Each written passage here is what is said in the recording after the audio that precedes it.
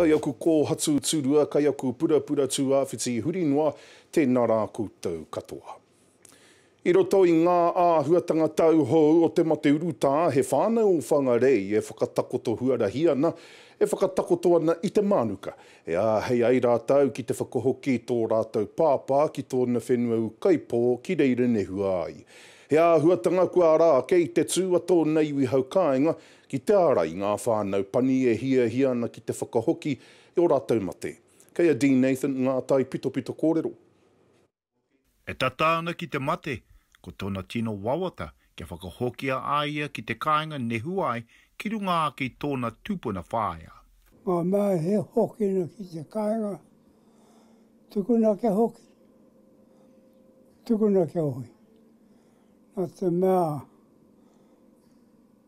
ko hoa, katoa rātou te tatori ki te whakahoki wa rātou whānau ki te kāinga.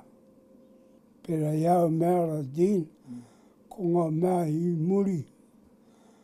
Nā rātou tēnei huarahi. Nā rātou tēnei kaupapa nā te mea. Ki te Wikitoria mātou, ko Wikitoria rātou. Pau te kaha. Te tahi o ngā tino pautoko manawa o tēnei rohe, ko tai kē ngā kaumātua o tāngarei ki te tiro i aia. Ka me mai e ke wātau, he mara, hora kainu te tangata i mateno, haere mai koutou tiki ia. Titi rātou ke aia, rau e taringa i rongo, taku korora tua, i haere mai mātou, i te wāia, rana koe, ke te koe, a tāua, kanui ki te kanui. Hauna ko tēnei, ta mātou awhia tu ki a koe, o hoaranga tira, ta whānau, katoa, mea nei tēnei, whakamahi e to tātou marae. Te marae i kaha nei koe ki te tū, ki te aka tohu i a mātou, me pēhea ta mātou hakawhiti, ki roto i tēnā āhuatanga o tēnei ao huri. Ki te totonga te tahi tāo tona kanui, ko te mātou te whānau, e eiro aku tā, me tēnei tā, e toi ana mai. Engari ki te mutu, ka a paukatuanga tā, me o mokoe. I roto i tana tūrorotanga, kei te whakakata tonu i te tangata, i tona hiehia kia hoki rangi Māori atu ki te kāinga. Kei kuna anō ia ako tatana te mate. Kei kuna anō ia e whāngai atu ana kia mātou katoa.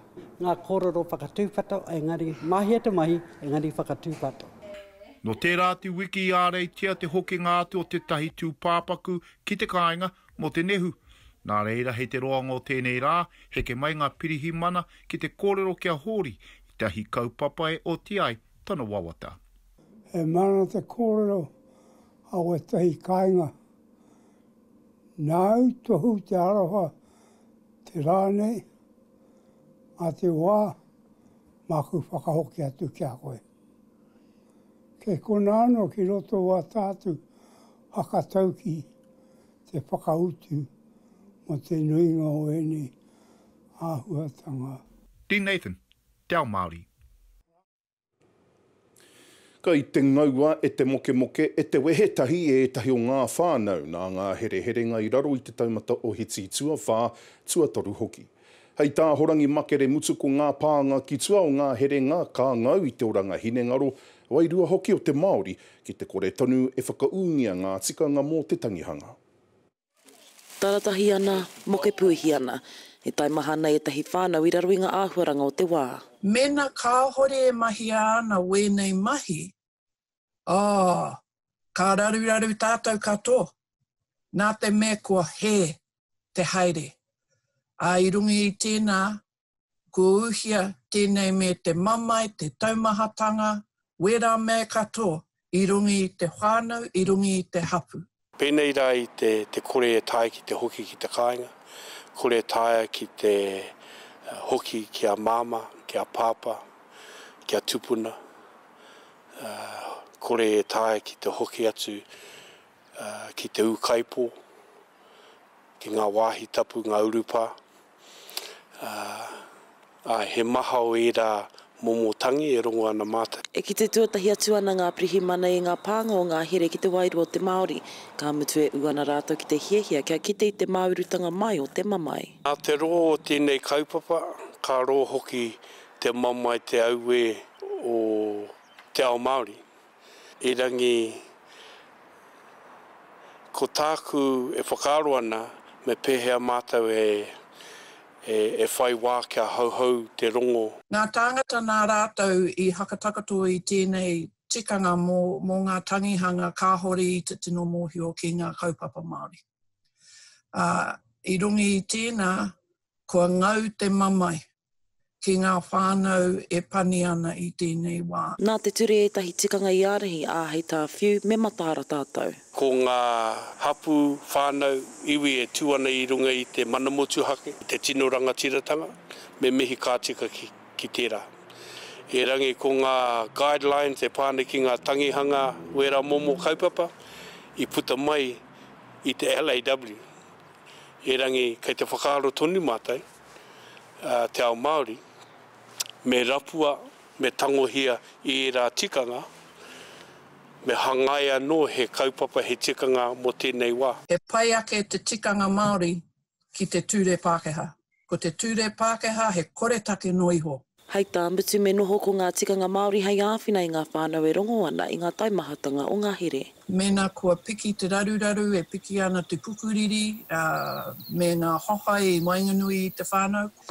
Mēnā he piki whawhai, ko te rongoa mō tēnā, te hahau rongo. Ki te kore mātou e whakaaro me pēhea mātou he whakawātea, wairea i te huarahi kaimua kia tae tātou katoa ki te uru atu ki tērā wāhi haumaru, kei reira anō te mamai, kei reira anō te taimahatanga mō e rā hāpori, mō e rā whānau hapu iwi ki te kawe taino ki tōna matenga.